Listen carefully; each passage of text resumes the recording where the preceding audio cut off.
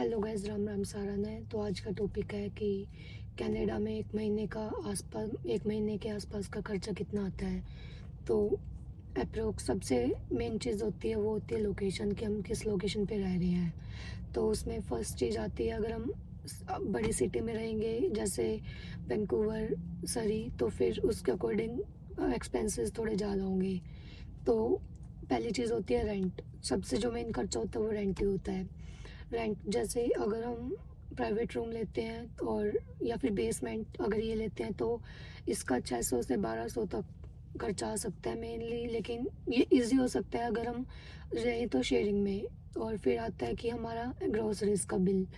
Groceries approx पड़ जाती है $250 से $300 मंथली के। और यहाँ पे एज यू नो कि नेसेसरी चीज़ों में ही ये जाती है। लेकिन अगर हम इंडियन प्रोडक्ट्स लेते हैं तो वो यहाँ पे महंगे हैं। फिर आते हैं हमारे बिल के ऊपर, जो मोबाइल बिल होता है वो भी इंटरनेट इज़ मैंडेटरी, ज़रूरी भी है हमें यहाँ पे, क्योंकि कॉमन सी बात है, उसके बिना हम ट्रैवल नहीं कर सकते, कुछ भी नहीं कर सकते। तो इंटरनेट का बिल डिपेंड करता है कि अप्रोक्स $30 to $60 तक हो सकता है। वो डिपेंड करता है कि हमारा प्लान कौन सा ले रखा है हमने। फिर आते हैं हमारे ट्रांसपोर्टेशन का जो खर्चा होता है। जैसे यहाँ पे कनाडा में स्टूडेंट्स के जो बसिंग पासेस है, जो बस के पासेस हैं, वो होते हैं $80 to $100 के अप्रोक्स बनते हैं मंथली, जो जिसमें हम मंथली ट्रैवल कर सकते हैं।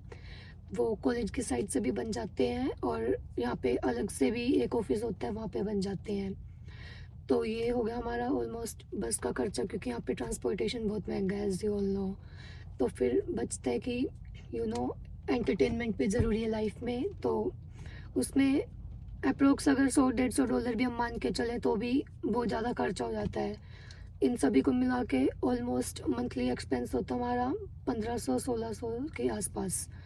तो कनाडा में रहना इतना भी इजी नहीं है जितना हम वहाँ से समझ के आते हैं कि हमें यहाँ पे कुछ नहीं करना होगा। लाइक इजी समझते हैं कि यहाँ पे इतना खर्चा नहीं होगा, बट यहाँ पे भी होता है उतना। सो